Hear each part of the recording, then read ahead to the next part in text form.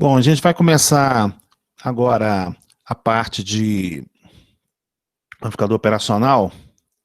Eu só vou passar uma explicaçãozinha rapidinho. Beleza? Isto.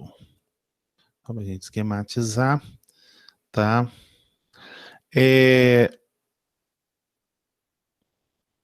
projeta nota tela, brincadeira, hein? Deixa eu voltar a tela aqui, peraí.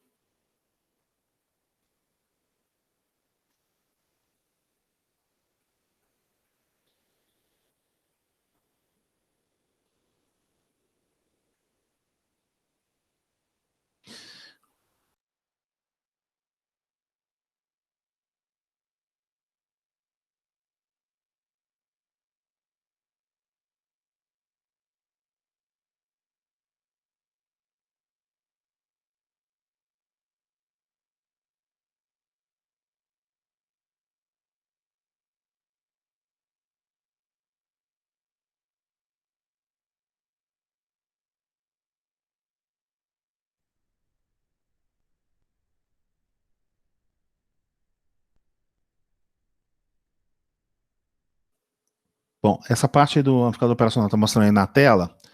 A gente vai entender a principal objetivo do curso, né? O pessoal está me ouvindo perfeito? Aí, se inscreve aí no chat aí, por favor. Tranquilo, professor? Beleza. Então tá. Então, o amplificador operacional, gente, ele, olha só o tamanho do circuito. Tá vendo? Você fala assim, nossa, meu Deus do céu, a gente vai ter que aprender isso tudo aí. Então, na verdade, né, eu vou até pegar aqui o Google aqui, eu vou pegar o 741, que é o basicão, né, aqui. Então, gente, olha só. Componente eletrônico 741, tá vendo aqui, ó? Ele nada mais, nada menos, ele é um integrado de 8 terminais, o clássico, né? Que ele chama 741, tá? O clássico, para ficar do personal clássico, ele é o 741. E dentro desse integrado, tá? De 8 terminais aqui, nós temos exatamente esse circuito eletrônico que foi feito aqui, tá? Então, apesar de serem 8 terminais, né, o circuito integrado, ele tem 8 aqui, que ele é um DIP, ele pode ser um DIP ou ele pode ser também um SMD, né, sem problema nenhum. Ele, aqui está mostrando 7, tá vendo aqui, ó, 1, 2, 3, 4, 5, 6, 7, né? Então, existe um pino aqui, que na verdade é o pino 8, né, está tecido não conectado, ele não é utilizado. Então, você tem que associar que isso tudo que está aqui, que também é uma outra proposta do desenho do 741, tá vendo? Até mais interessante, tá vendo? Ó? Tá vendo? Esse desenho todo aqui está incorporado exatamente dentro desse DIP 8, tá beleza? Isso que seria o ponto em questão.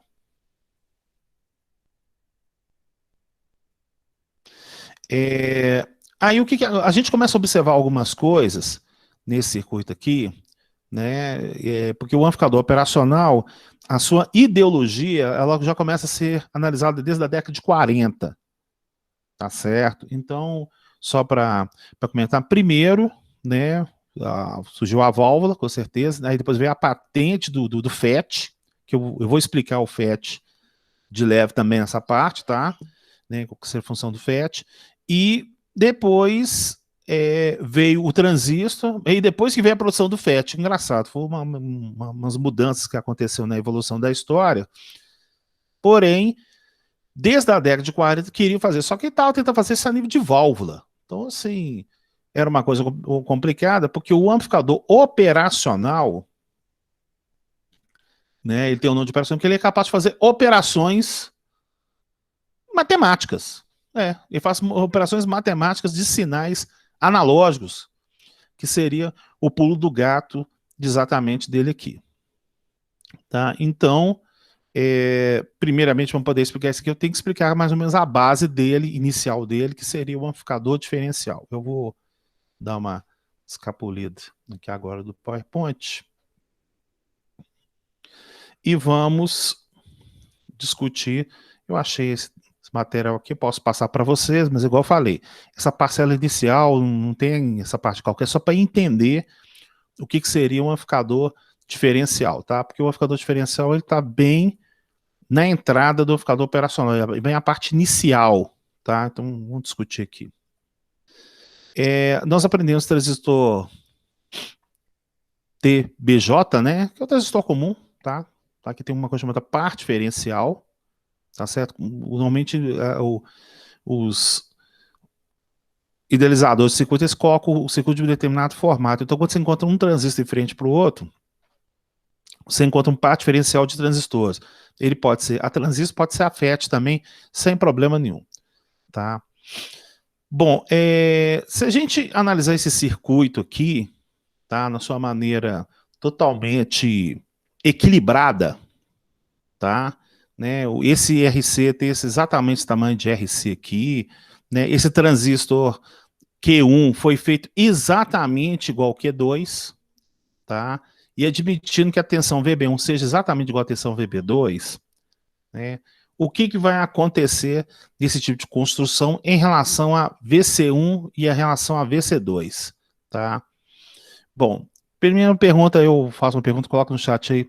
Se tudo estiver equilibradinho, bonitinho, qual que vai ser uma leitura de um voltímetro se eu colocar entre VC1 e VC2? Escreva aí no chat aí, por favor.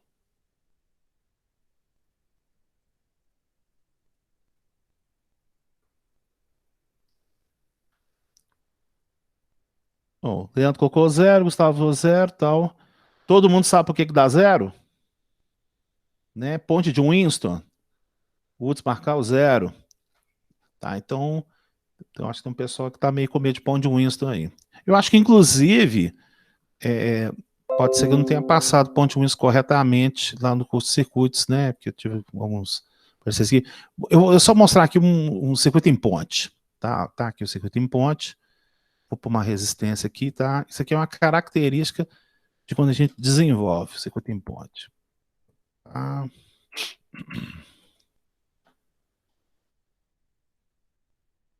Perfeito. Perfeito. Então, neste caso aqui, né, os quatro resistores são iguais.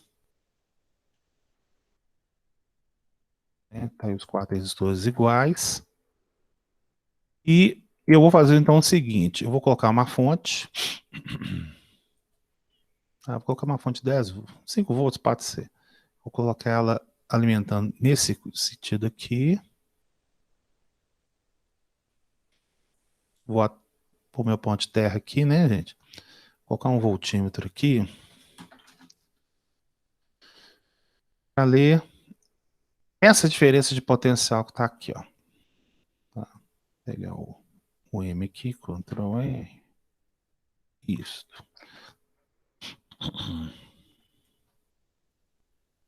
Então tá. Tá vendo? Todos são iguais. São todos iguais. Eu coloquei o voltímetro no meio do caminho, tá?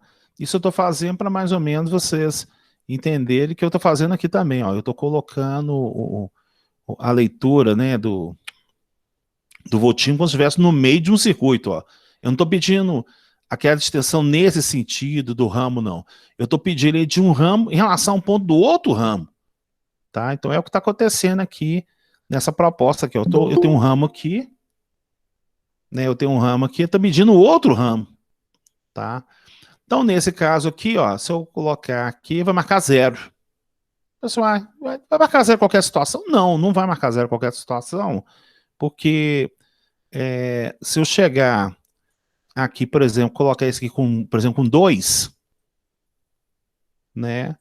Aí deu 833 milivolts, né? Eu vou até colocar um 10 volts aqui, chama aqui de VT10, V total, e vou chamar aqui de 10 volts. Você vai verificar que lá começa a surgir valores, né? E aí o pessoal fala assim, mas quer dizer que se eu começar a variar isso aqui, né, ou qualquer um deles, eu vou desequilibrar minha ponte, Exatamente, vou desequilibrar minha ponte. Isso aqui é a base da instrumentação que eu acredito que vocês vão ser meus alunos semestre que vem. Tá? Então, boa parte das medidas, quando você precisa de diferença de potencial, você utiliza em ponte. Tá? Ou você pode usar ele por um amplificador de instrumentação, pegando a tensão em cima, milivoltagem em cima do componente. Tá? Então, gente, olha, só para a gente começar a associar as coisas aqui, por que quando eu coloquei um aqui, ficou zerado, né? Porque eu poderia fazer isso aqui também, ó. Eu vou deixar isso aqui, por exemplo, com 3. Eu vou colocar um 4 desse aqui. 4 não, vou pôr um 5. Vou pôr um 5 nesse cara aqui. Esse cara aqui eu vou colocar, por exemplo, com... Deixa eu ver aqui. 3... Tá, eu vou colocar um 7. Não, 7 não, fica feio, deixa eu ver. Vou pôr um 6 aqui. Beleza. Tesouro, tesouro. Deixa eu fazer a continha aqui na calculadora do outro aqui, só verificar aqui. Tá? Cadê a calculadora? Ah, tá aqui. Só um pouquinho que eu vou achar a calculadora.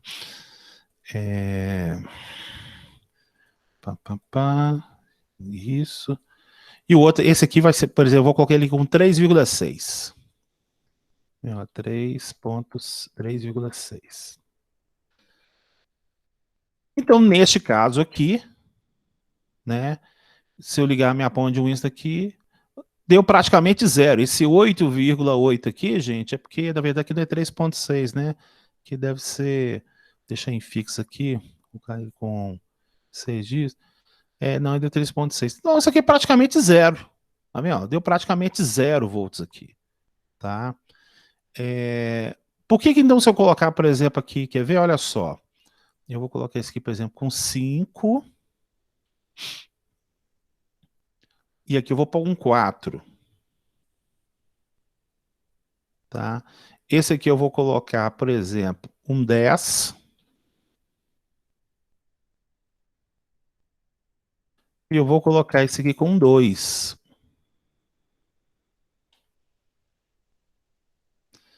Né? Por que vai dar zero?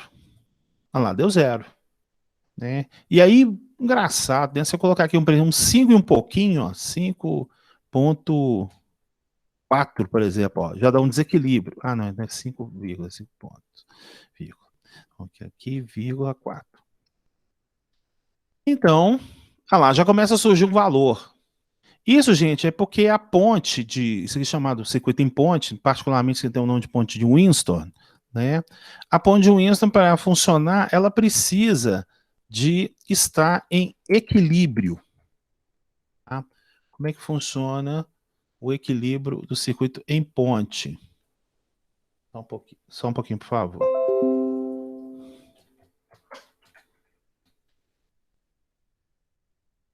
Então, aqui, ó. Circuito em ponte. Só um pouquinho aqui. Né?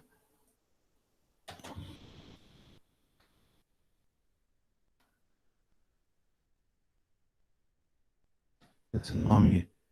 Deixa eu olhar aqui. Vou colocar aqui uma fonte 18 para melhorar a visualização. Negrito. Tan, tan, tan, tan. Então, aqui, ó. Circuito ponte Winston, que seria esse objetivo aqui, tá? Para que haja o equilíbrio,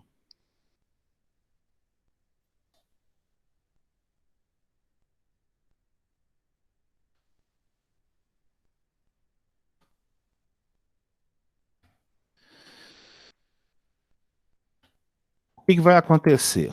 Você precisa que a multiplicação dos resistores opostos sejam iguais ao outro. Então, aqui, ó, 2 vezes 10, 20K. 5 vezes 4 dá 20K. Então, quando R1 vezes R3 for igual a R2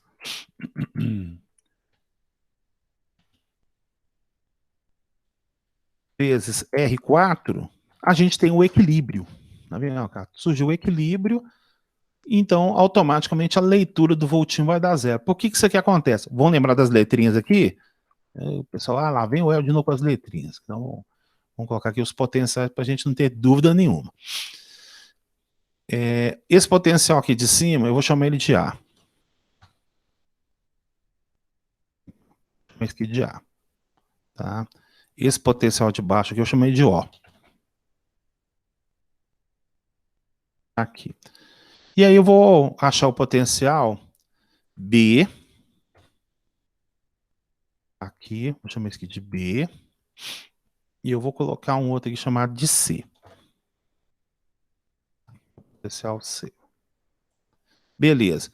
Então, vamos lembrar dos conceitos lá de eletricidade para a gente não poder ter nenhum erro aqui, tá? Bom, o que eu quero descobrir é VBC. Perfeito? Escreve aí no chat aí, me ajuda aí. Pode fazer uns comentários aí. Né, alguém que eu tenho que achar, não é VBC?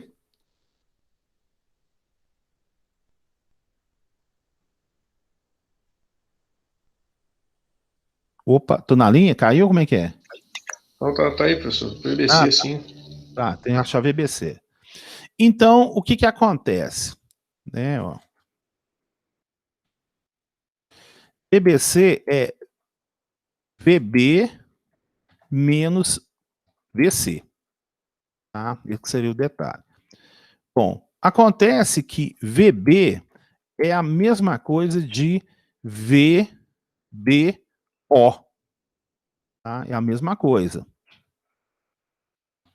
Aqui, ó. VB menos VO. Tá vendo? Menos VO. Então quer dizer que esse voltímetro está aqui, se eu ligar um outro voltímetro aqui, ó, por exemplo, aqui, ó, esse voltímetro aqui, ó, pá. Aí, ó, se eu colocar esse outro voltímetro chamado VBO aqui, ele é um pré-requisito para me achar o VBC, ó, tá? Então, vamos colocar agora também aqui o outro que é o VCO. Quer ver? Vamos fazer aqui então. Então, o que que é o VC? VC é a mesma coisa de VCO. Que vai ser VC menos VO. Então, se eu colocar um outro voltímetro aqui, eu irei também contribuir no meu cálculo. Vou colocar ele aqui então. Tá aqui outro voltímetro. Pá. Essa leitura aqui, vou chamar ela de VCO. Se eu fizer minha simulação aqui, vai dar zero. Não, olha lá. Oh, desculpa. Deu zero. Um deu 7,14. O outro deu 7,14. Olha que detalhe interessante. Existe queda de tensão neste ramo aqui, ó. Só que essa queda de tensão nesse ramo aqui é exatamente igual a outra. Então, essa leitura desse voltímetro menos a leitura desse voltímetro dá zero, que ele equivale exatamente à leitura do voltímetro central. Né? Lembrando, igual eu ensinei para você circuito elétrico, né? Aqui, ó, o que é VA0? É VAB mais VBO. O que é VBC? É VB menos VC. Só que VB em relação ao terra é VBO. Então eu ligo um voltímetro em VBO. Tá? O que é VC? VC é a mesma coisa de VCO. Então eu ligo um voltímetro. Então a leitura desse voltímetro menos a leitura desse voltímetro é igual a leitura desse aqui. Tá? A nível de pontos elétricos aqui. Perfeito? Aí algum comentário, por favor?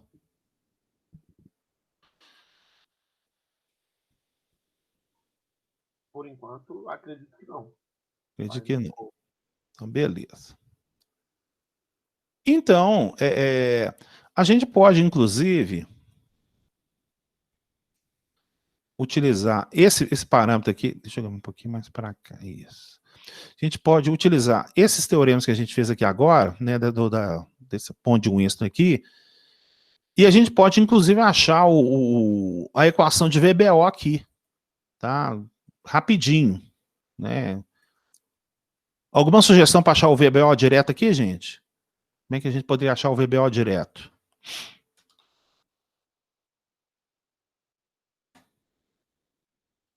Faz aí. Você pode fazer o seguinte: nos dois ramos aí, você tem resistores em série, né? Você pode somar esses dois resistores, fazer um divisor de corrente aí, multiplicar por 2,5 para ver qual que é a corrente do ramo do Divisor B de tensão. e ver a tensão. Fazer o divisor de tensão. Primeiro você tem que fazer um divisor de corrente para ver qual a corrente que vai para cada ramo, né? E Não, depois você faz um divisor de tensão. não, vai direto. Então é direto. Então não precisa de. Não, direto, na tora. Como é que eu acho o VB0? Direto você usa divisor de tensão, né? Ó. Então, por divisor de tensão, tá? Então, como é que seria o divisor de tensão aqui, ó? É a tensão de alimentação, que é o meu VT, desculpa, o meu VBO, né? Ó, que eu quero achar o VBO. Ele é igual ao VT, que é a tensão de alimentação, que multiplica o resistor de cálculo. O resistor de cálculo que eu quero, esse R2 aqui, ó. Tá? Então, eu vou deixar em função de R2, tá? Isso aqui dividido pela soma das resistências do ramo. Então, vai ser o R1 mais o R2. Arthur Carlos, pá, pá, pá. Ah, e o Arthur Carlos já fez direto. No R4 ali não, tá, Carlos? O outro ali é R3, né? Só um pouquinho. É R3, tá? Isso, você colocou R4 e R3, tá? Então vai ser aqui R1 mais R2. Pronto, tá? O que é o VCO? Foi que o Arthur já adiantou aí. Vai ser o VT, que é a tensão de alimentação, multiplicar pelo resistor de cálculo, que é o R3. Tá? O R3 está aqui, isso aqui é divisor de tensão. Aí nós vamos dividir isso aqui por R3 mais R4. Pronto. Aqui a equação de VBO, tá vendo? A leitura desse voltímetro aqui, ela é o VT vezes o resistor de cálculo, que é o R2, tá? Tá aqui o R2 aqui, o motivo está em cima do R2, inclusive, né? Dividir pela soma das resistências do ramo, tá aqui certinho. E o VCO é o quê? É a tensão de alimentação em cima do resistor de cálculo, que é o R3, tá? Pela soma do ramo, que é o 3 mais o 4. Vamos conferir então, gente? Olha só. VBO, ele vai ser igual, quanto que é a tensão de alimentação? 10 que multiplica 10K. Isso aqui é multiplicado. Vamos dividir isso aqui por 14K. Faz a conta para mim, por favor, enquanto eu estou fazendo aqui. Quanto dá isso aí, gente?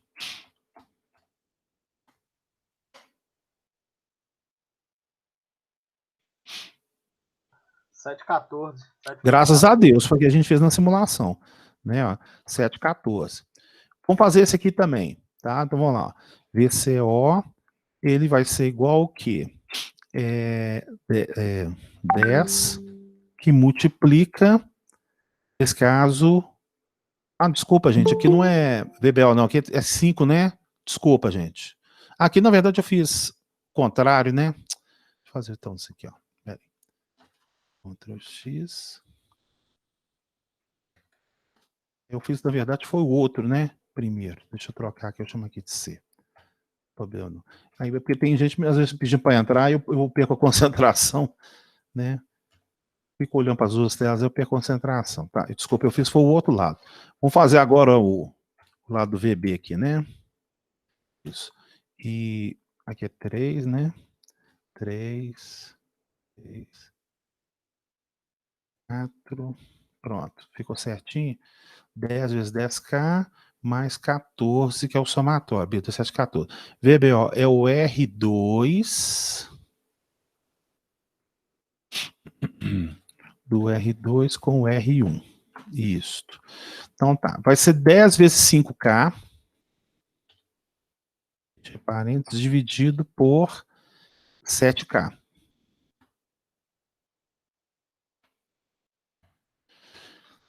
O que deu? 7,14 também, gente? Você, né? Deu ou não deu?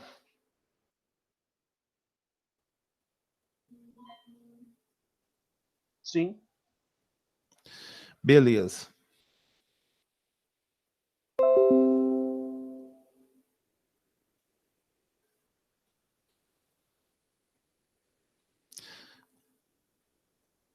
Tem um Tzinho aqui no Yetstone. Pronto.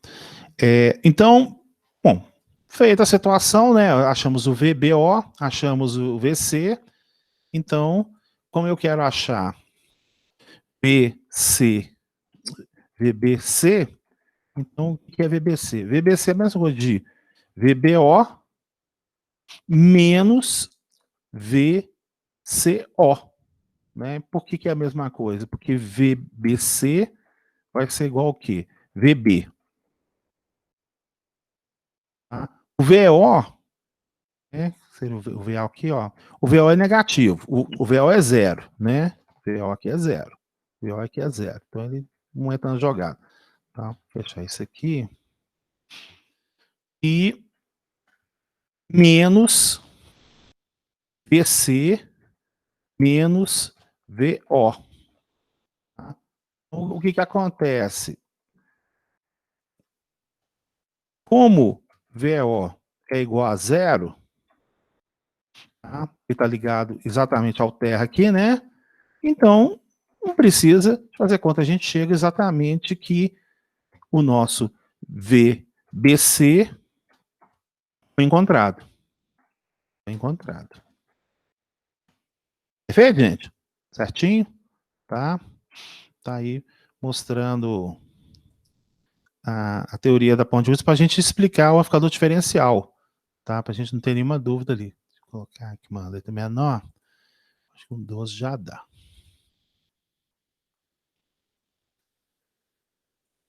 Até diminuir os negócios aqui. Tchau. Pá, pá.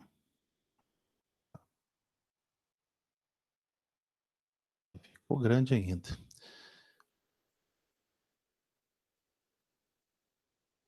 Pronto. Tá aí a proposta. Tá vendo? Ó? O que seria a nossa parte do circuito pond de Winston. Tá? Isso foi só para dar uma esquentada para a gente passar pro circuito diferencial lá. Tá? Eu vou mandar agora para o grupo de WhatsApp. Tá, gente? Só um pouquinho. Cadê o grupo de WhatsApp aqui?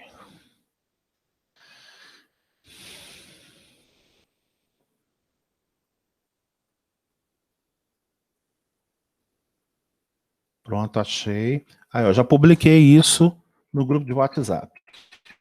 Tá, pronto. Tá feito certinho. Situação. Então, gente, a gente vai explorar isso muito semestre que vem, quando você colocar, por exemplo, faz quando você quer achar temperatura.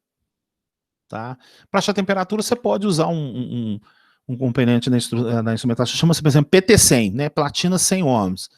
Aí o que acontece? Quando ele sofre um aquecimento, o que acontece? A resistência do PT100 muda. Então, ele mudando esse valor dele aqui, você pode construir uma ponte que o valor que vai marcar no voltímetro, ele obedeça exatamente um valor, por exemplo, físico. O que eu estou querendo falar para vocês é que instrumentação eletrônica, ela é mais ou menos como se fosse uma mentira. Na verdade, você não achou a temperatura. O que você encontrou foi uma tensão elétrica que ela vai te dar o mesmo valor da realidade física. Aí os caras arrancam a palavra volt e põem lá graus centígrados. Isso é mais ou menos que é a sacada da instrumentação, que a gente vai verificar. Que pode ser variação de resistência, capacitância, indutância, do jeito que a gente poder esquematizar. Comentários, por favor. Comentários, por favor. Tal, para a gente poder seguir.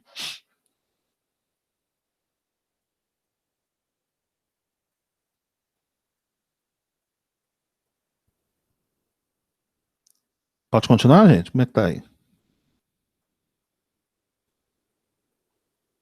Por mim, posso seguir. Tá tudo tranquilo? Pode seguir, pode continuar. Joia, joia. Então tá bom. Então olha só. Então eu fiz essa explicação aqui para a gente voltar no par diferencial com transistor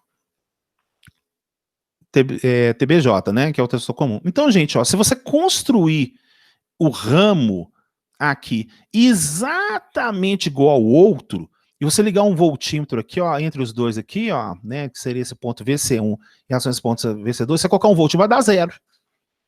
Vai dar exatamente zero, né? Desde que, logicamente, o VB1 seja exatamente igual ao VB2. Existe um equilíbrio nesse par diferencial. Ou então, a mesma sacada que a gente fez aqui, ó, se a gente produzir um pequeno desequilíbrio aqui, ó, vamos pôr aqui, ó, 5,3. Tá vendo, ó? 5,3, vírgula, Elbert. Né? O Tino trabalha com vírgula. Então, ó.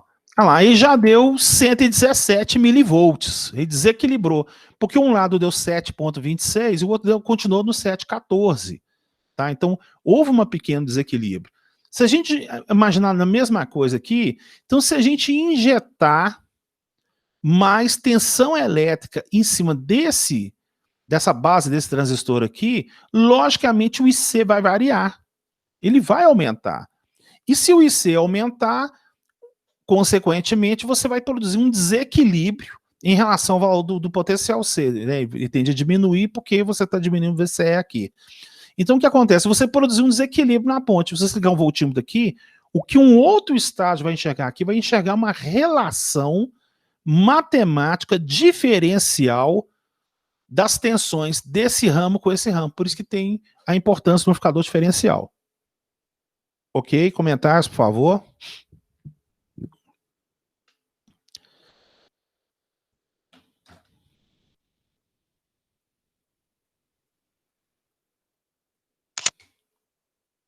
Tem uma dúvida, gente? Pode continuar?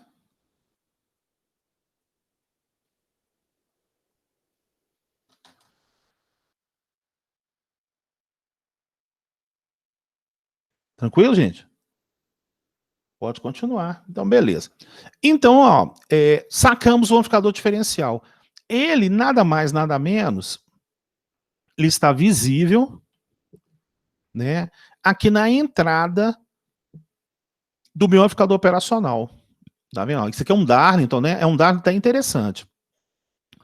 É um Darlington NPN com PNP, tá? Mas aqui vai produzir um ganho altíssimo de corrente, tá? Isso aqui mostra claramente uma coisa que eu já falei várias vezes para vocês, né? A impedância de entrada de um circuito com amplificador operacional, ele é muito alto, né? Graças a Deus, ele sendo muito alto, ele permite que haja correntes muito pequenas na entrada, né? Ou seja, essa impedância de entrada tende ao infinito, tá? Ela não existe um número infinito, né, gente? Ela tende ao infinito. Inclusive, nos trabalhos lá no SCORM, lá, quando você tiver que escrever que o valor é infinito, você, por favor, escreva 1 é 9, tá? O valor ômico 1 é 9, eu vou fazer no programa lá para ele considerar isso infinito, tá? Então, 1 é 9 é considerado um valor infinito no caso dos exercícios SCORMs que a gente vai desenvolver, tá, gente? Então, quando a gente faz o curso na eletrônica tradicional, a gente aprende cada bloquinho desse, tá? Isso não é o objetivo do curso de automação, porque isso aqui vai virar uma caixa preta, que é essa caixa preta aqui, ó, quer ver, ó? Vou mostrar para vocês aqui, ó. Aqui, ó, vai virar esse triângulo aqui, ó. Tudo que está acontecendo vai virar esse triângulo ali. Eu só vou fazer uns comentários aqui que são importantes no caso do nosso curso aqui, né? Primeiro, ó, mostrando o amplificador diferencial. Tá vendo, ó? Ele pega da entrada inversora e pega da entrada não inversora, tá? São os pinos que existem no amplificador operacional. Existem 3 pinos principais no amplificador operacional: a entrada inversora, não inversora e a saída, tá? Tanto que tá aqui mostrado aqui, ó, saída, inversora e não inversora, tá? Bom, o que vai acontecer nesses dois aqui, eles vão automaticamente passar, né, para o próximo estágio, que consequentemente está acontecendo aqui realmente, nesse ramo aqui, ó, tá vindo uma corrente para cá, lá, tá vendo? Tá até mostrando que vem uma corrente para cá, que ele cai, inversora de corrente, no caso, O que você está querendo falar, uma inversora de corrente? Eu não entendi o que você está querendo dizer. Eu só não entendi muito bem o nome dessa entrada. Por que ela tem o nome de entrada não inversora? Ela vai inverter o quê? Tensão, corrente? Tá, deixa eu chegar um pouco para frente, eu te explico, tá? Vai ficar tranquilo, tá? Rapidinho. Não, ok. Então, o sinal dessas diferenças de correntes, né, elas são excitadas aqui, nessa setinha aqui, que cai nesse estágio, né? Tem um estágio aqui de amplificador de corrente, amplificador de tensão, né? E aqui está mostrando, inclusive, o Darlington, né? Tal. Aqui tem uma parcela do circuito extremamente importante, chama ajuste de offset, tá? O que acontece? Quando vai desenvolver o componente eletrônico, o amplificador operacional ele tem que estar com esse ramo aqui, ó, exatamente igual o ramo do lado de cá. Só que, assim, essa dopagem que existe nos materiais lá, você não consegue, às vezes, fazer corretamente. Você está mexendo com silício ali, né? Ele pode entrar mais dopagem, menos dopagem. Então, por exemplo, se aqui você tiver um transistor Q1 com 99 e o Q2 com 100, essa diferença de 99 ser próximo do 100, ela produz um desequilíbrio muito grande, porque aqui você tem um corrente Darlington, né? Então, o que acontece? Se você não garantir que a diferença de potencial aplicada aqui gere exatamente zero na saída, pode acontecer um fenômeno que é o seguinte, tem zero na entrada, ou seja, o cara está morto, vamos pegar um exemplo de um equipamento hospitalar, o cara está morto, né, porque não tem sinal vindo, mas acontece que vai pintar uma saída falando que ele está vivo, porque houve essa diferença. Então, essa balança que a gente está fazendo aqui de pesos, que a gente não tem como fazer isso na produção do componente, ele pode ser atuado externamente quando você injeta mais tensões elétricas aqui, e aí você produz esse equilíbrio. Você faz esse ramo ficar igual esse ramo. A diferença desse ramo vai dar zero ali na saída, tá? Então você não pode garantir que a produção de milhares de componentes eletrônicos, ainda mais com o preço de um amplificador operacional, que ele custa menos de $1. Ou seja, ele é muito barato, tá? E logicamente, igual eu já até quis comentar para vocês. O que diferencia um 741 de um integrado amplificador operacional mais caro? Fatalmente, ambos são feitos na mesma linha de produção. Acontece que é o seguinte, você sabe que o histograma, ele é aquela barriguinha para cima, não é isso? Ó? Onde você tem a parte central lá, eu até esqueci o nome dela, como é que chama aquela parte central do histograma, lá de estatística? Como é que chama? Esqueci. É mediana? Como é que chama aquele negócio lá? Você tem média e desvio padrão, né? Variância. Como é que chama o central? A linha central, como é que chama? É a média. Média, então acertei. Então não tô tão ruim assim, não. Então a média, né, ele pega exatamente aqueles valores, então a média seria, tipo assim, o valor que mais aproxima da média são os componentes que não são tão fáceis de produzir. Se eles não são tão fáceis de produzir, eles vão custar mais caro. E aqueles que estão mais próximos exatamente da parte da porcentagem, no final do histograma, são componentes mais comuns, eles têm que a maior quantidade. Então, se eles são mais fáceis de produzir, eles custam mais barato. Então, um determinado fabricante lá, sei lá, vou imaginar a Intersil, né, que fabrica 741. Então, por exemplo, ela deve ter o 741 e ela pode ter, sei lá, o XA2515. Sei lá se existe esse componente. Mas esse amplificador operacional, ele vai te cobrar R$20, em vez de cobrar R$1 de você. Não, mas ele é 20 porque ele vai estar mais próximo da mediana. Mas ele foi produzido no mesmo conjuntinho lá do 741. Então, assim, é importante que você tenha esse grau exatamente de exatidão muito grande. Isso aí você vai verificar em instrumentação. Porque o que você vai querer produzir? O que você quer medir? Você pode aceitar uma quantidade de erros, sim ou não? Tá? Então a gente discute bastante na aula de instrumentação. Aqui tem praticamente um regulador, né, para mostrar a estabilização de sinal. Aqui está o estágio seguidor de tensão, mais um amplificador de corrente. E aqui tem um circuito chamado push-pull. Tá? Esse circuito push-pull ele é caracterizado exatamente por esse transistor NPN em série, praticamente com dois resistores aqui, PNP. Tá? Então, como as tensões do amplificador operacional podem ser positivas e negativas, né? Eu posso alimentar aqui com mais 15 e aqui com menos 15. Para me representar o valor negativo, então eu preciso de um circuito push-pull, né? Onde esse estágio aqui ele vai fazer levar o sinal para menos, e esse estágio do Q13 aqui vai fazer o sinal virar para mais, tá? Então, isso aqui é um estágio chamado push-pull. E, finalmente, a gente tem um capacitorzinho aqui, que ele é muito, muito, muito, muito importante. Esse capacitorzinho aqui, ele é destinado a exatamente quando é construído o circuito integrado, ele é o que determina as frequências, né, de trabalho dele. Então, o que eu estou querendo dizer é o seguinte: faz quando você quer mexer com um amplificador operacional para trabalhar com áudio. Então, o áudio, o range é de 20 a 20 kHz, né?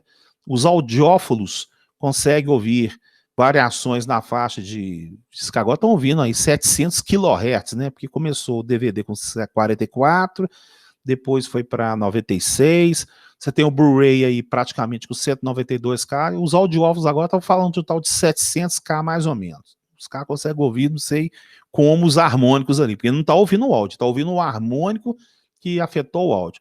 Mas tudo bem. Então, caso você tenha essa situação, então você precisa de um capacitor que é colocado internamente lá, que ele vai ter essa função de filtro, e ele vai ter que trabalhar nessa região.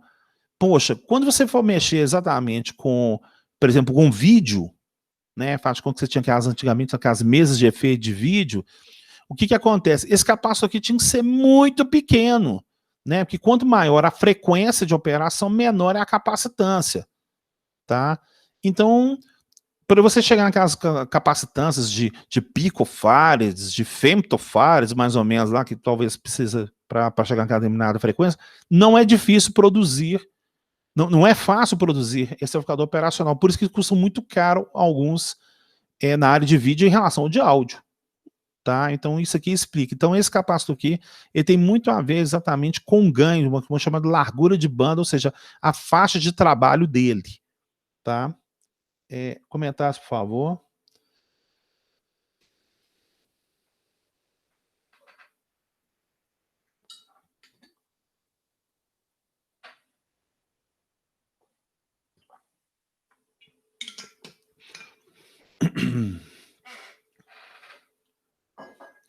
Bom, eu falo tranquilo, vou só achar um caboclo aqui para ver se está tranquilo mesmo. Vamos ver. Opa. Ah, tá, ele tá atualizando o Google Attendance aqui. Epa, pera aí só um pouquinho, vamos ver aqui. O cara mais calado que tem nessa turma, Jonathan. E aí, Jonathan? Ele não fala nada, ele só escreve, quer ver? Escreve aí, Jonathan. Ou não vai escrever nada? Fala comigo, estou falando, então abre o áudio, então. Abre o seu coração, como é que é? E aí, professor? Beleza, cara? Era melhor se tivesse na sua presença, mas estamos aí, né? Obrigado. Obrigado. E tranquilo aí, dá para sacar mais ou menos aí? É igual eu falei, ninguém tem que saber isso aqui de cor, não, gente. Eu só estou apresentando, né? Eu tô, assim, parece ser difícil, né, no primeiro momento, mas eu tô achando muito interessante a ideia. Tá. Então, gente, tá aí Então, obrigado pela participação. Certinho. Então, gente, ó, isso aqui seria um amplificador operacional. Então, avançando aqui um pouquinho, deixa eu até pular essa parte aqui. Ah lá. Eu já ensinei vocês a entrarem, por exemplo, lá naquela página de DigiKey, tá certo? A DigiKey é uma empresa que vende componentes eletrônicos, né? É uma empresa muito legal. Essa tela tá até desatualizada, porque essa tela aqui, gente, é de 15 anos atrás, né? Bom, deixa pra lá. Aí o que acontece? O digitar amplificador operacional, olha o que acontece, olha lá. Tem aqui, na parte de amplificador operacional, ó, só de áudio, ela 979 itens. É o que tinha naquela época que eu fiz isso aqui, né? Ó. De instrumentação, olha lá. 11.654. Tá vendo? Comparador, controlador e tal. Tem a aplicação de só amplificador operacional para mexer com vídeo, tem 60. Tá vendo? Tem muito menos para vídeo, que é uma coisa extremamente cara, do que para áudio, naquela situação. Então, existe amplificador operacional para aplicação para tudo, viu, gente? Assim, não é um componente multiuso, não. Ele tem umas restrições a partir de determinadas aplicações, tá? Então, por exemplo, o amplificador operacional de vídeo pode ser utilizado para áudio, mas não o reverso, tá? O amplificador operacional de vídeo, que é extremamente caro, ele não pode ser utilizado de instrumentação. Oi, quem está falando? Oi, pode falar, cara. Sim? Não, é só porque, assim, me veio uma lembrança aqui que você passou há um tempo atrás, a questão que amplificador, usar válvula em amplificadores de áudio, né? Eu usava para vídeo também, antigamente, tudo, né? Sim, mas no caso aí, o amplificador de áudio é melhor ser transistorado ou valvulado, nesse caso, porque seria um circuito parecido, mas no lugar dos transistores teria válvulas? O que eu posso falar para você é o seguinte, hoje, né, a gente teve, digamos, umas 3 ou 4 evoluções da área da eletrônica analógica, tá? Então, a primeira seria a parte da válvula. Então, digamos que na década de 30, 40, 50, 60, e eu posso falar uma parcela da década de 70, né, as coisas eram feitas na base da válvula, tá? Então, os equipamentos ficavam muito grandes, ele era muito quente, né, porque você tinha que ter uma corrente que jogava numa coisa chamada filamento, ele tinha que esquentar para fazer o elétron pular da grade de um outro ponto para outro ponto. Não era uma coisa fácil fazer. Não era mesmo. Bom, mas aí o que acontece? Quando o Shockley, né, um cientista chamado Shockley, conseguiu exatamente criar o wafer, né, que é o wafer que foi exatamente a capacidade de produção em massa de circuito integrado. Então o transistor, que também já estava conquistando espaço, dominou automaticamente. Mas assim, o transistor, ele não é um ser perfeito, né? Você ganha uma coisa, mas você perde em outra. Com o que acontece? O componente que mais parece com a válvula mesmo é o FET, tá? Que a gente vai discutir isso na próxima aula, com certeza. Porque o FET, ele consegue controlar a emissão de elétrons simplesmente, né, por tensão, né? Se o transistor é uma chave de corrente, o FET é uma chave de tensão, que eu quero desse detalhe. Aí houve essa evolução da parte do transistor, aí começou a surgir a terceira onda, que é os integrados. Então, assim, para que possa fazer um monte de coisa que simplesmente um transistor para colocar no lugar da válvula não dá certo, não. Não dá, porque digamos que a válvula, ela é perfeita, tudo certinho, ela emite, mas ela é cara, ela é extremamente grande. O transistor tentou substituir, mas uma controlava a tensão, e essa aí controla por corrente. Print screen de tela do 98, não entendi o que foi. Era o Windows 98 sistema operacional que você tirou o print, o discador ainda, internet discado que você usava. Tá antiga mesmo. Tá certo, tranquilo. E agora a gente está vivendo uma coisa que vocês estão estudando lá, que é os processamentos de sinais, ou seja, você está substituindo toda uma eletrônica analógica por uma eletrônica do domínio S. Por que você está aprendendo processar? Vocês já viram o processamento de sinais? Vocês estão na matéria de processamento de sinais? Escreve aí, por favor, porque eu não sei como é que funciona a grade do curso. Aí eu não vi ainda não, eu tô vendo controlador lógico programável, por enquanto, mas não. Então, pois o processamento de sinais, né, ele está entrando agora. Então, o que é o processamento de sinal?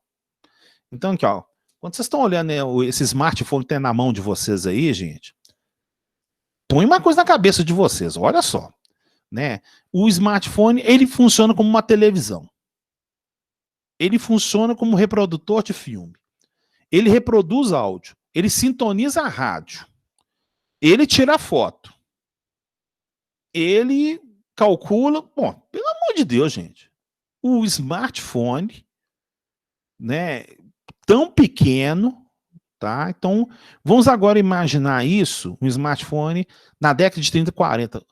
Cara, você teria praticamente um prédio de, sei lá, de 30, 50 andares só de válvula para fazer o que o smartphone faz. Porque você ia ter que ter um circuito valvulado para reproduzir vídeo. E o vídeo era monocromático, não era colorido. Você ia ter que ter um conjunto de válvulas para fazer uma calculadora. E a calculadora lá não fazia muita conta alta também, não tirava logaritmo, não fazia nada. Só sabe, eu conta máximo desse detalhe aqui. Então, quando você pega o smartphone, pode ser uma coisa muito básica para você, tirar foto, aquilo ali. Você tem que pensar como engenheiro agora, e não como um mero usuário. Você tem que imaginar assim, como é que eu consigo fazer isso aqui tudo aqui dentro? Porque o que ele está fazendo, ele está reproduzindo um equipamento físico de verdade. Sabe? É isso que você tem que começar a enxergar. Falar assim, peraí, ele tem um dispositivo para tirar a câmera. A câmera tem lente, a câmera tem circuitinho eletrônico lá que batia, ou podia ser aquelas câmeras da década de 70 que não tinha eletrônico, ela simplesmente abria e fechava tal.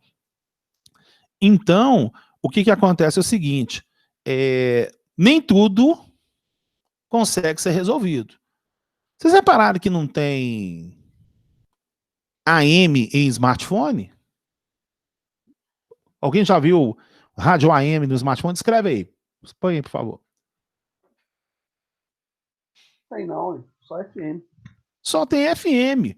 É porque ninguém quer ouvir o AM. Não, eu tenho certeza que minha mãe, que algumas pessoas mais idosas gostam de AM. Tem gente que gosta de Itatiaia. Verdade ou mentira? Então, pergunta para você. Mas tem Itatiaia FM. Não, eu quero Itatiaia AM. Eu quero rádio AM. Por que não existe rádio AM? Porque não tem jeito de você fazer a matemática da rádio AM num smartphone. Não tem jeito.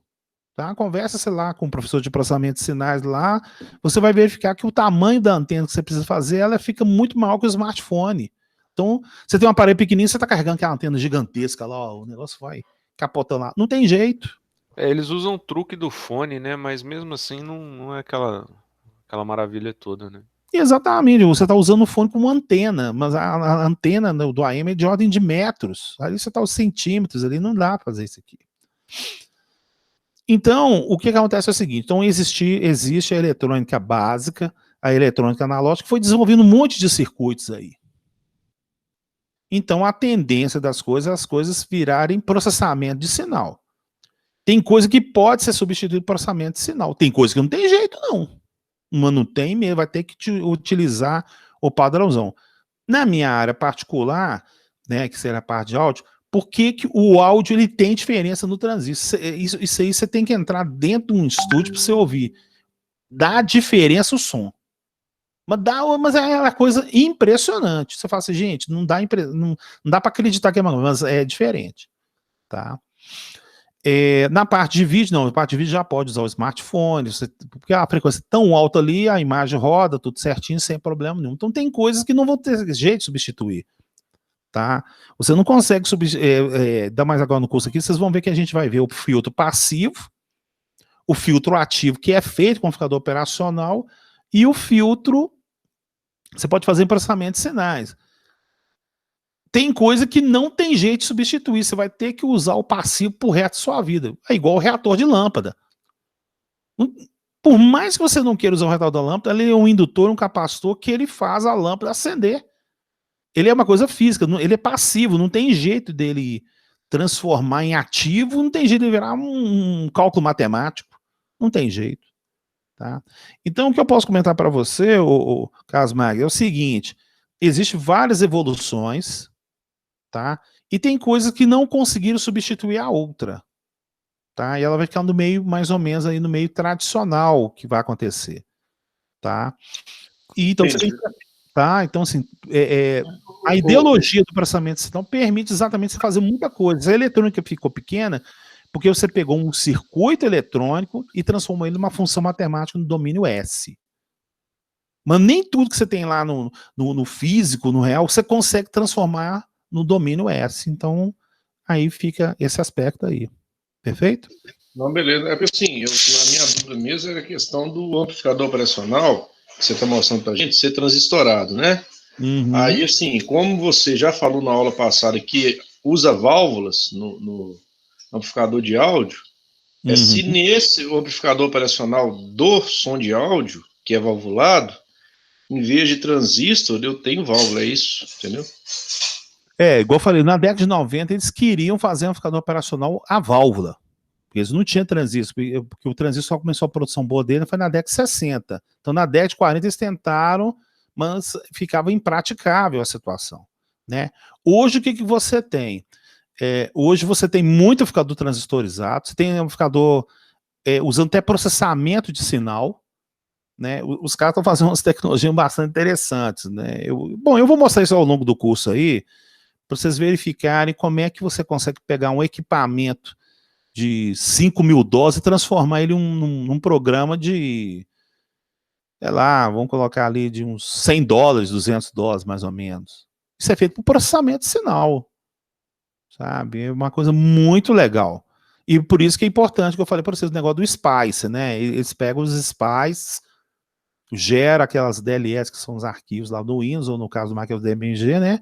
E vai lá e sapeca, e você tem um equipamento que não é físico, mas ele consegue automaticamente ter quase a mesma fidelidade do real.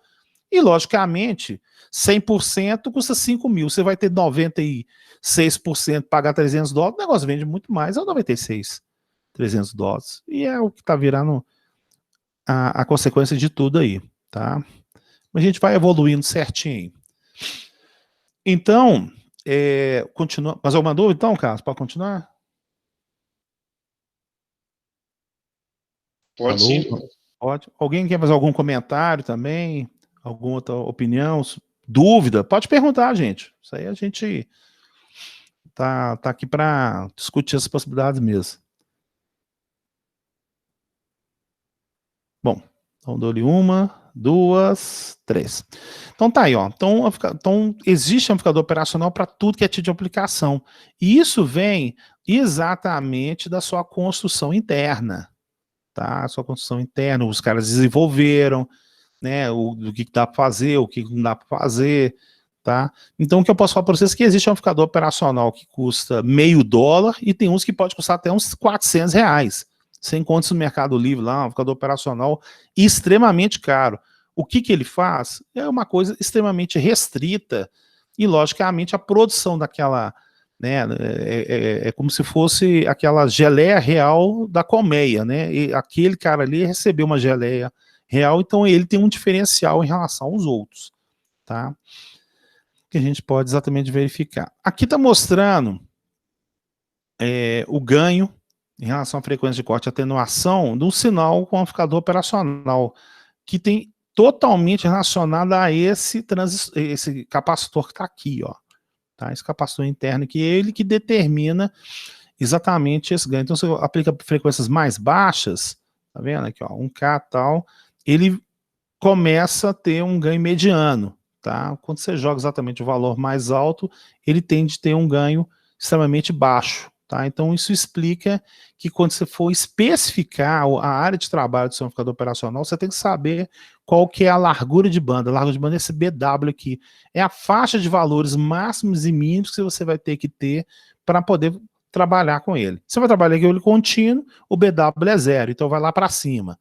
Mas à medida que você vai mexendo com valores de frequência, você tem que saber qual que é isso aqui para poder verificar. Por exemplo, no caso do áudio, né, ele é de 20 Hz a 20 kHz, então ele vai bater mais ou menos esse 10 aqui até mais ou menos o 20 que está aqui, ó. Essa é a região de trabalho dele.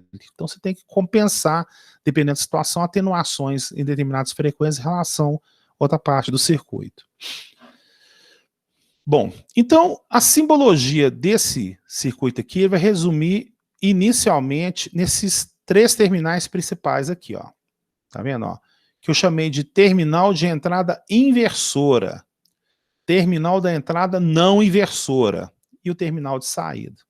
Então, Cleiton, o que acontece é o seguinte, tá? Aqui no desenho da instrução interna, quando ele é construído, tem um sinal, tem uma entrada que ela consegue inverter o seu valor em relação à saída, tá? Então, se eu colocar um valor positivo na entrada inversora, admitindo que a entrada não inversora esteja em 0, Se eu colocar aqui, por exemplo, mais 5, ele poderá mandar aqui um valor negativo mais ou menos próximo de 5. Tá? E a mesma coisa acontece com a entrada da inversora. Se a entrada da inversora for mais positiva que a inversora, ele vai lá e automaticamente manda o valor tendendo a ser um valor mais positivo do que em relação ao que aconteceu. Eu vou até fazer uma coisa aqui. Eu vou pegar o tino que eu já estava aberto aqui, ó. Eu vou colocar aqui, ó, amplificador diferencial.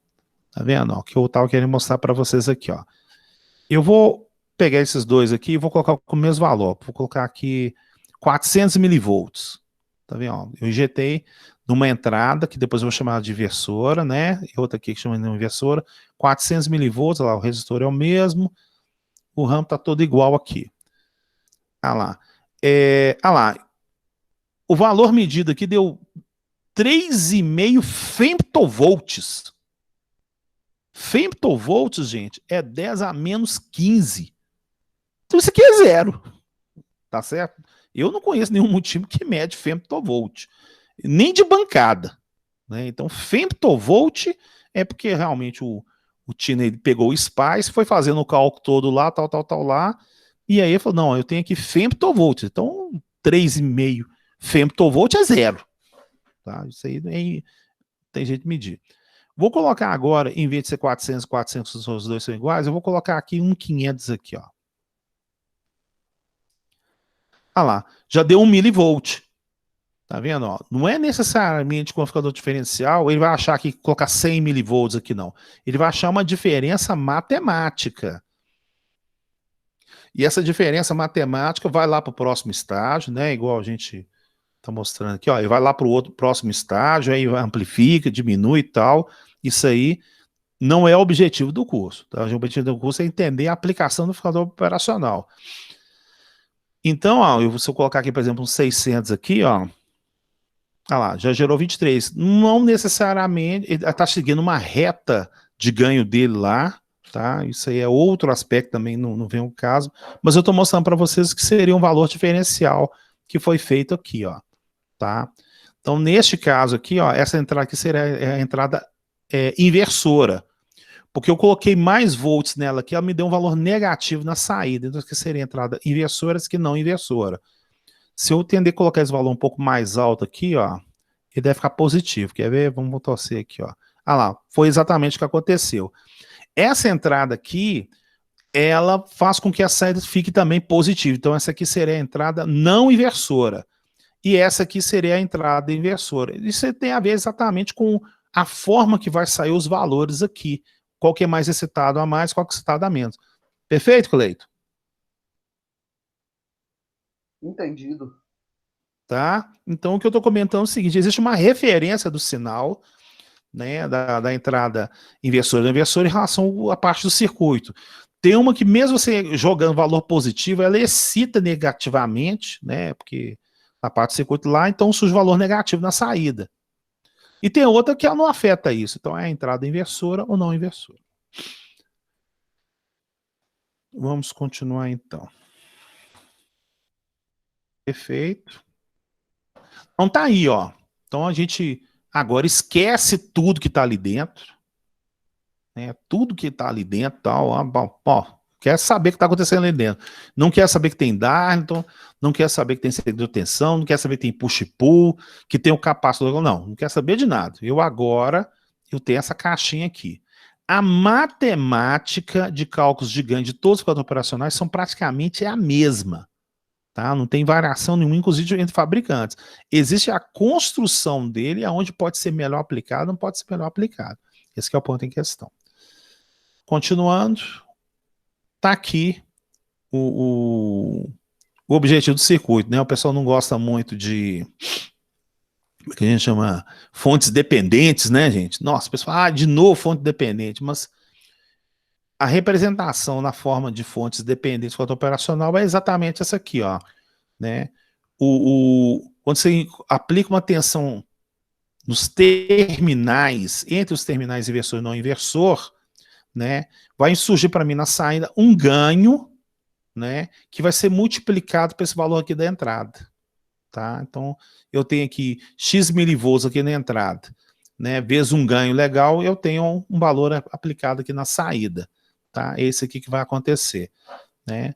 Ele vai ter uma resistência, uma impedância de entrada, eu agora já posso falar impedância, se você já fizer circuitos 2, né?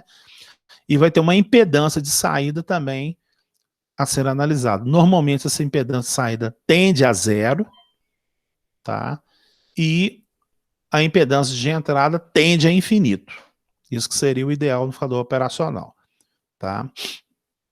Aqui está mostrando o conceito principal do que é ganho AV, tá? Então, ganho de tensão é o valor da tensão de saída pela tensão de entrada, tá? Isso aqui, na verdade, tá faltando um Ozinho aqui, tem que ser AVO, tensão de malha aberta, né? Por isso que eu tenho que estar malha aberta. Então, queda de tensão, gente, ou melhor, ganho de tensão, é o valor que aparece na saída X vezes maior em relação à entrada. Então, se aqui deu 10 volts na saída e a entrada é 1, quer dizer que o ganho desse circuito aqui foi 10. Tá certo? Que quer dizer ganho de tensão. O de corrente é o AI, né? Entrou 1 mA, saiu 10 amperes, então você teria um ganho de 10 mil vezes, né? 10 mil vezes aplicado o sinal ali. Dúvidas, por favor? Falem.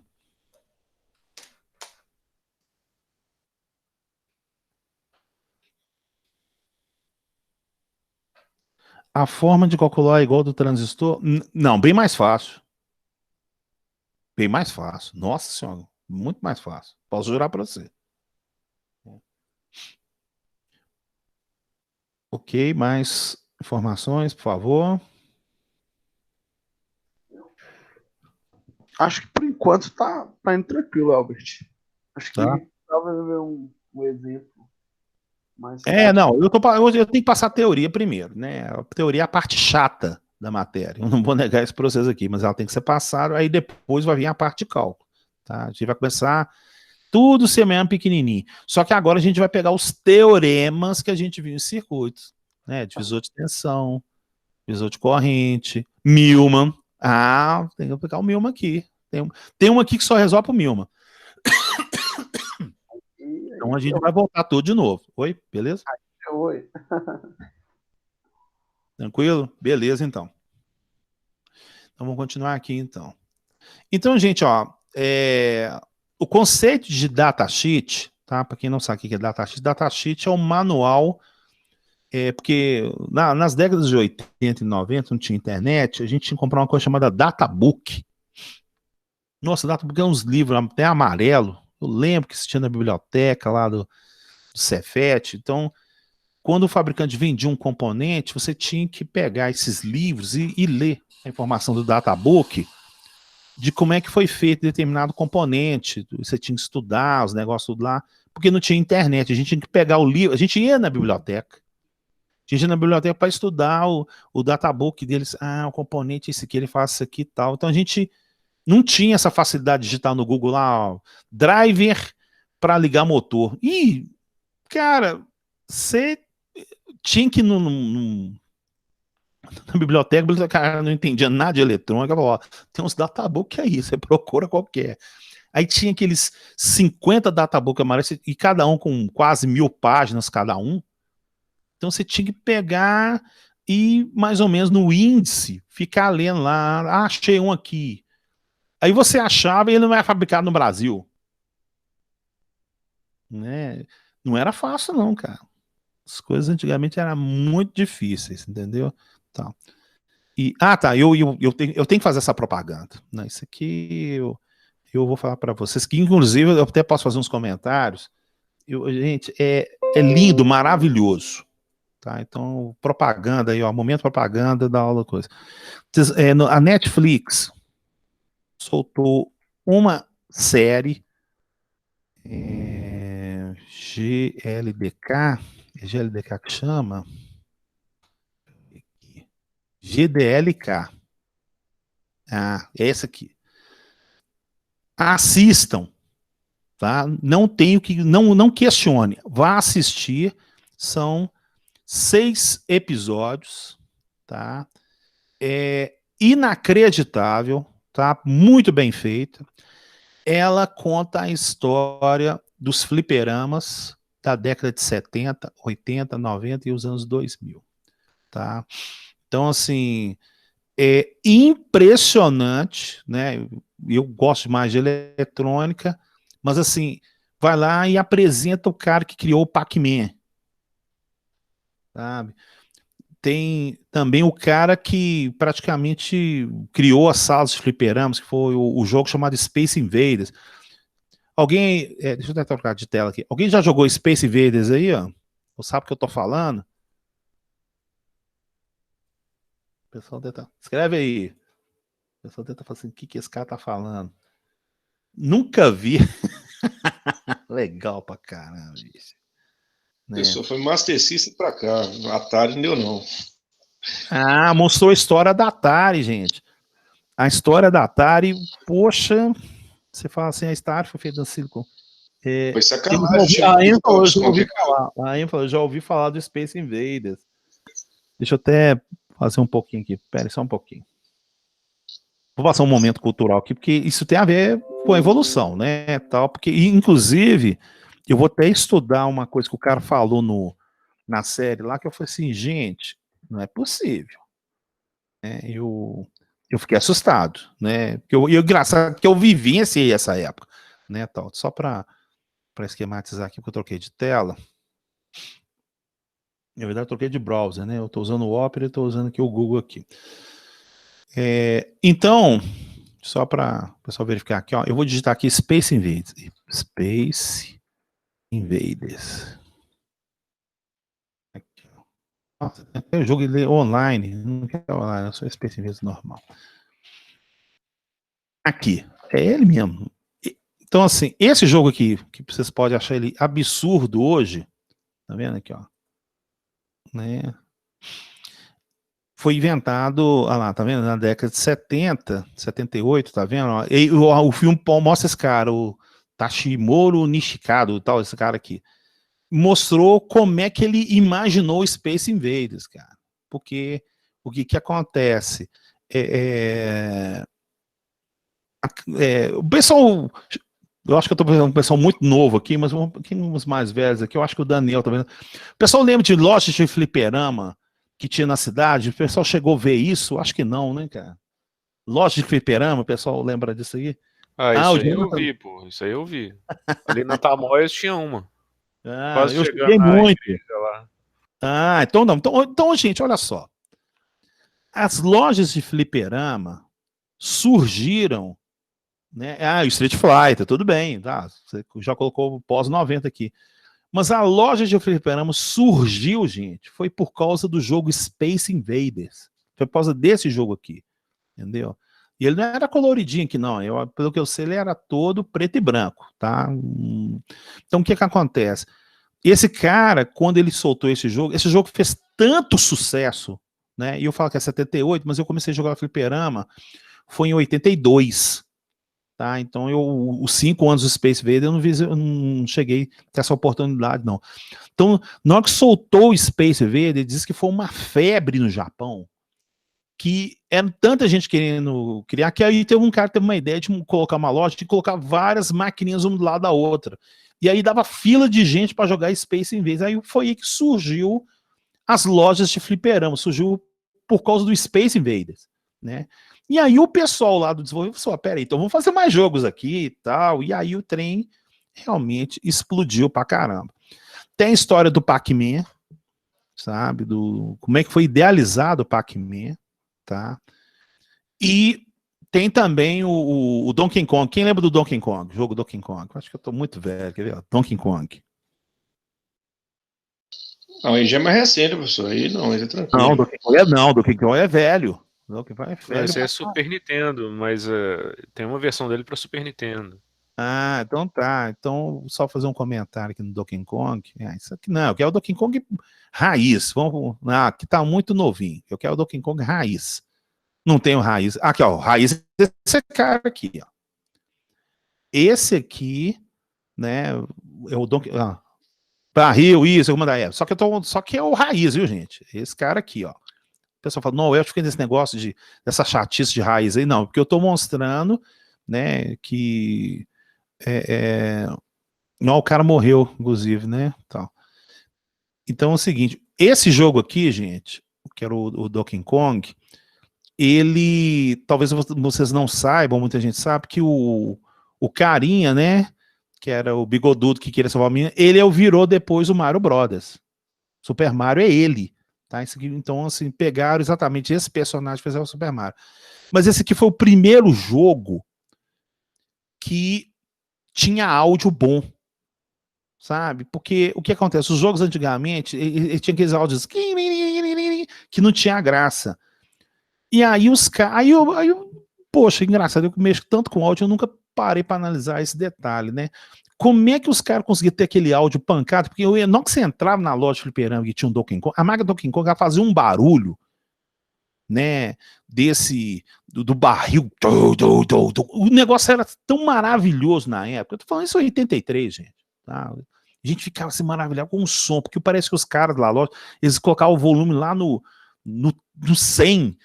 Lá do outro lado da rua, se ouvia os barris batendo no Donkey Kong, o cara pegando o martelinho batendo, explodindo, sabe? A pessoa ficava assim maravilhada, porque foi o primeiro jogo com áudio legal.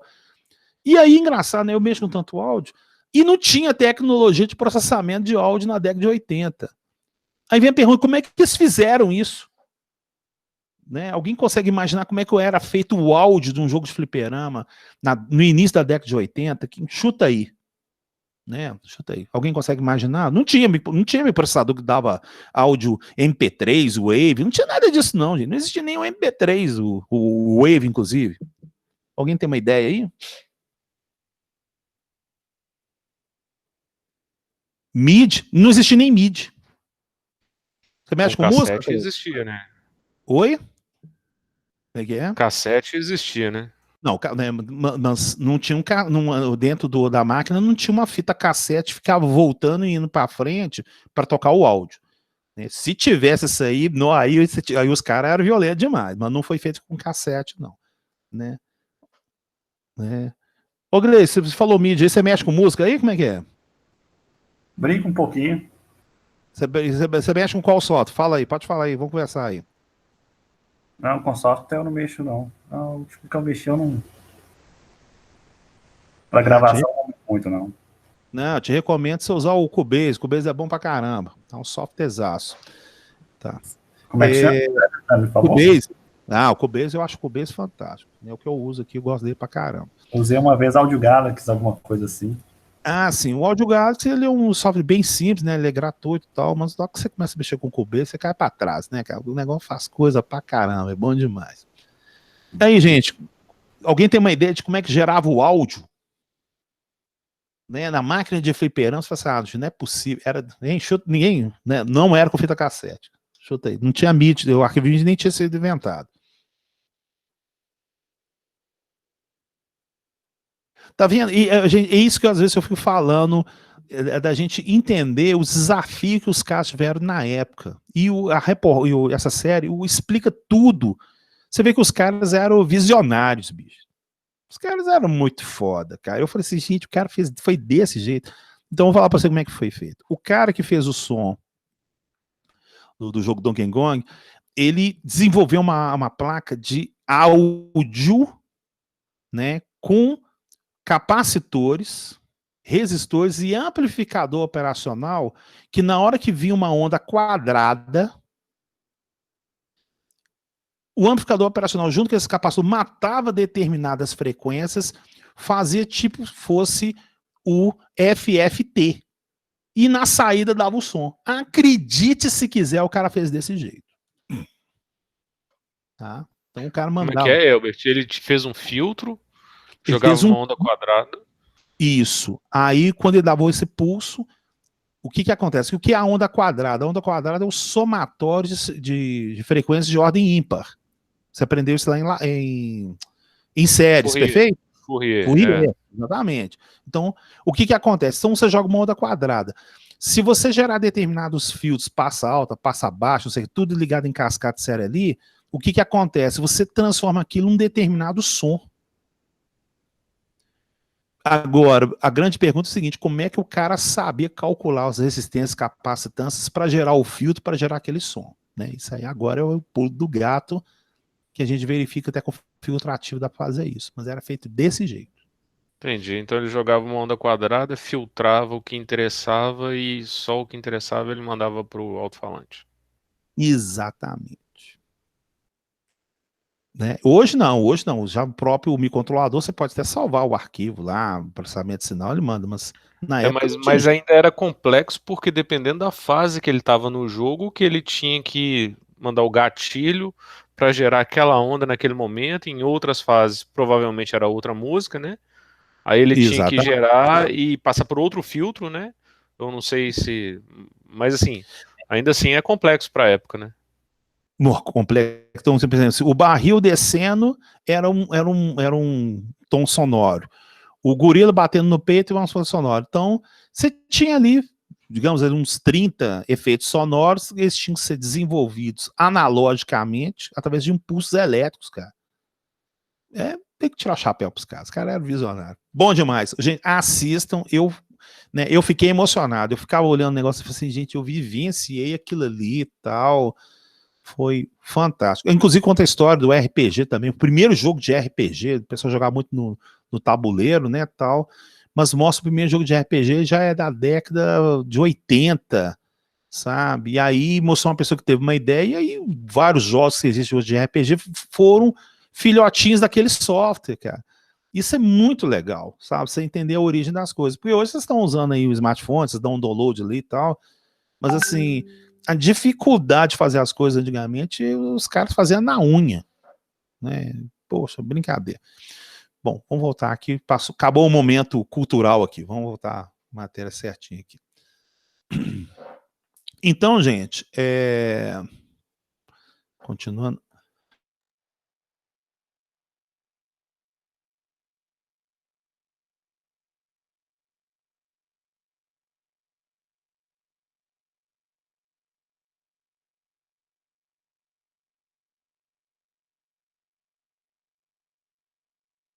Oi, Epstein, a gente não tá te ouvindo, não. Parece que você fechou a tela. Toda vez que eu uso o PowerPoint, eu teco o Shift F5 para me apresentar a tela. Só que o F5 ele sai do Meet Google. Eu erro isso toda hora. Não tem problema, não. Aula inteira, beleza. Partilhar. Ok. Vamos voltar ao normal. Então, beleza. Então, não posso apertar o Shift F5, não. Tem que vir, né? Do slide desse jeito aqui. Bom, então, tá aqui o datasheet, tá, gente? Então, ele é extremamente importante, e ainda mais agora que você tem internet, já gera exatamente em PDF, você pode consultar essas informações de como é que as coisas são feitas dentro do seu projeto, tá? Recomendo vocês utilizarem o DigiKey, porque quando você utiliza o sistema de procura do DigiKey, ele é bem legal, né? Eu vou até fazer aqui na frente de vocês aqui, ó. www.DigiKey.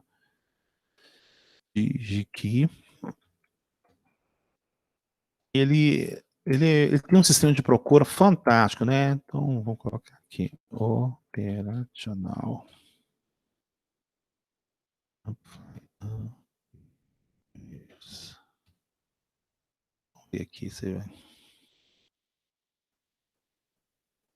Ah lá. Então, olha só o que nós temos a nível de amplificador operacional, né? Ó, tá vendo? Ó? Você tem amplificador operacional comum, né? Ó, 47 mil tipos, tá? De aplicação específica, né? 1084. Tá vendo? Ó? Então, de vídeo, 24 itens, tá vendo? Vídeo é muito caro. Vamos ver quanto custa um caboclo desse aqui. Vamos ver aqui, são poucos. Vamos ver aqui, ó. Tá com preço bom aqui, ó. 1.13 caiu, mas é tudo obsoleto, né? Tudo obsoleto. Não, tem um ativo aqui, ó. $1,13. Caiu, gente. A eletrônica evoluiu pra caramba mesmo, tá? Bom, mas aí o que que acontece? Quando você clica nesse item aqui, caso você esteja desenvolvendo algum projeto, aí ele vem aqui com várias soluções, sabe? Esse filtro aqui da Digic, ele é muito legal. Então, primeira coisa, você vai pegar o que são ativos, né? Trabalhar com componente obsoleto é bobagem, né? Então, ó, dos 47 mil, cai para 32. Tá vendo? Ó? E aí você tem um número de circuitos que bate exatamente o que eu estou mostrando aqui na tela. Aqui, tá vendo? Ó? O 741, ele tem 8 terminais e possui um amplificador operacional. Você pega, por exemplo, o 747, ele possui 2. Tá vendo? 2 amplificadores operacionais internos, tá? O 1458, famoso 1458, utilizado massamente, né? Quando você vai naquelas lojas lá da Olegária, Maciel, que você vê a loja do cara vendendo aqueles mixers de áudio, é tudo feito com 1458, né? Então tem aqui 2, mas tem circuitos que você utiliza muito mais amplificador operacional, né? Tem uns que devem com 8, 15, 16 e tal. Você tem que verificar o que você deseja nessa parte aí, né? Então aqui, ó, tá vendo, ó? 12, 32 amplificador operacional cada um, depende do seu circuito. Vamos colocar um com 6, né? Ó, caiu para 8, né?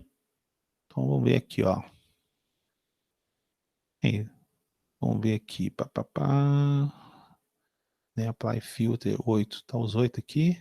Não, vou colocar apply filter aqui. Então, tá aí os caboclos, aí, tá vendo? Custa, tem que comprar, tá vendo? $1,50, mas você tem que comprar 2.600 unidades, $2 aí, tá vendo, ó? Então, você tem esse aqui, ó, com 6 amplificadores operacionais internos, tá vendo? Caiu muito de preço, gente, realmente, né, nesses últimos 10 anos, a eletrônica deu um salto realmente financeiro bem para baixo, até essas produções asiáticas, né? Então, uma maneira legal de você selecionar o que você precisa seria você pegar essas telinhas aqui, ó. Tem outros fields aqui também. Tudo a gente vai verificar o que é slew rate, tá vendo? Ó? Largura de banda, vamos discutir isso aqui. Ganho, tá vendo? Ó? Eu quero mexer com áudio, então eu vou colocar aqui, ó, mínimo, por exemplo, 20 Hz e, sei lá, o pacote de off 96K, né? Aí, ó, não tem esse valor, tal, 96 direto, né? Perdão. Tá? Então, ele já seleciona mais ou menos o que você quer, mata a pau. Eu, particularmente, eu acho que para você escolher componente, caso você faça desenvolvimento, utilize realmente esse sistema de procura da Digic. Falando, não existe. Então, você vai ter que se adaptar, né? Você fez um projeto e esse projeto ele não atende, né? Então, vou marcar aqui mais opções aqui. Ah, agora já surgiu aqui, tá vendo? Ó? Somente com 6 não tinha, mas com 4 tem, ó. 3, 2, olha lá. Com 1 ou com 4 existem essas possibilidades. É muito legal esse sistema aqui da Digic. Sabe, você consegue já selecionar o que você precisa, já verifica a parte de preço. Vale a pena com certeza, tá? Então, aquilo que eu escolhi ali, ó, pô, tranquilo. Deixa eu colocar um apply filters aqui. Vamos ver aqui, Ó, caro, você tá vendo aqui, ó? $8. Então você tem aqui, ó, $8 vezes 6, R$30, um amplificador operacional para mexer com áudio de primeira linha. Tá vendo, ó? Não, tem mais caros, logicamente, né? Mas eu tô falando que assim, a gente verifica como é que você quer aqui. Bom, então, novamente para a gente discutir, temos várias linhas, o curso de vocês vai basear exatamente na área de instrumentação. Então, existe amplificador operacional somente para a área de instrumentação, tá? Que ali você vai medir a temperatura, você vai pegar o valor da vazão, do nível, tudo. E o legal, tá? Tanto o Tina quanto o Proteus, tá? O Proteus nessa parte, tem que tirar o chapéu pro Proteus, tá? Mas eu particularmente, eu acho que o Tina dá umas respostas melhores. Tá, eu tô falando para analógico, eu acho que legal, para microcontrolador, não. Então, quando você quer inserir um componente aqui, ó, na parte do Tina, você tem aqui Spice Max, olha lá, tudo isso aqui é amplificador operacional, ó. Deixa eu criar uma nova Aqui, eu vou colocar um novo aqui, ó. Novo. Então, tá vendo aqui, ó. Você tem aqui, ó, amplificadores operacionais, por exemplo, da Analog Device, tá vendo? Uma empresa, você tem Ampex, Harris também é famosíssimo, Linear, Maxim. Normalmente coisa da Analog Device é muito caro, né? Mas, tá vendo, ó? Então, você tem aqui um amplificador operacional de primeiríssima linha dela aqui e tal. Tá vendo, ó? Você tem aqui amplificadores diferenciais. Um que eu usei muito, eu trabalhei, foi com o INA 114. Aqui ele tem um INA 100 e... Deixa eu ver aqui. 32, acho que vamos ver aqui, ó. 33, 32, vamos ver aqui, ó. Isso aqui é um amplificador diferencial. A gente vai ensinar isso para vocês também, tá? Tem um até de instrumentação. Aqui, ó. Esse caboclo aqui, ó. INA 114. Trabalhei com esse aqui, ó. Então, olha lá. Com esse cara aqui, você pega um sensor de temperatura, tipo um termopar, pum, ele já dá o valor aqui na saída quase, né? Custa caro esse caboclo aqui, custa muito caro, né? Por exemplo, aqui, ó, INA 114, vamos ver aqui no Mercado Livre, pra vocês verem como é que é, ó. Tá, mas é dentro do que você quer fazer mais ou menos. Então, vou vir aqui, ó, Mercado Livre... já está no mercado, aqui, Mercado Livre, INA 114. INA 114. Vamos ver o preço do caboclo aqui. Tá lá, 50 pau. 35, 5, tá vendo? Muito caro. Tá vendo? Ó? Mas logicamente, por que você está usando um amplificador operacional desse? Porque você está querendo medir coisas industriais. Tá? Vai ser vendido para a indústria, você vai usar termopar, você vai usar dispositivos extremamente caros, então você tem que usar realmente um componente caro para fazer isso, tá vendo? Ó, mas você encontra no mercado muito caro, realmente caríssimo mesmo, tá? Dúvidas, por favor? Comentários?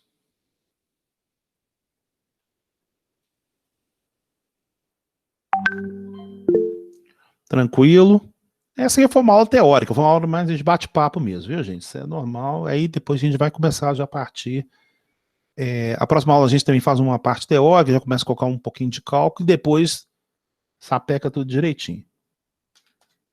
Se tá tudo ok, eu agradeço a participação de todos. Alguma dúvida para a gente já esquematizar aí, por favor? Professor. Sim, pode falar. Chegou um pouco atrasado na aula. Eu cheguei um pouco atrasado na aula, só para perguntar o seguinte, você já tem previsão de quando vai começar a colocar aqueles exercícios lá para a gente já fazendo lá no Score, né? Score.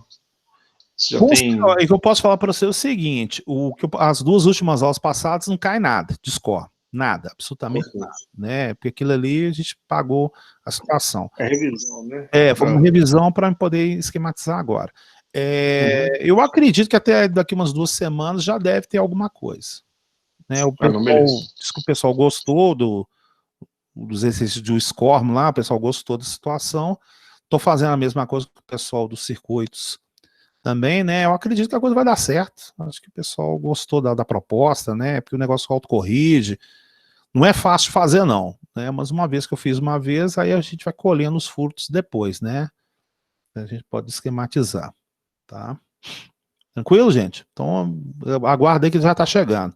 E aquele negócio é quantos escolas eu dei conta de fazer, né? Porque eu sozinho, né? E eu preciso daquela parceria que eu fiz com vocês aí, né? Eu errei, tá, eu vou lá, troco o código e tal, né? Até chegar num patamar aí, tá? Então, igual eu falei, assim, eu não sou super cara, porque eu trabalho sozinho, né? E engraçado que é só eu que sei fazer esse negócio, cara. É meio complicado aí. Tudo bem, então? Certinho? Tranquilo. Então tá. Gente, eu dou com uma aula encerrada, agradeço a todos aqui, certinho. E até a semana que vem, tá bom, gente? Beleza, Albert. Obrigado. Boa noite. Boa noite para todos aí, gente. Fica com Deus aí.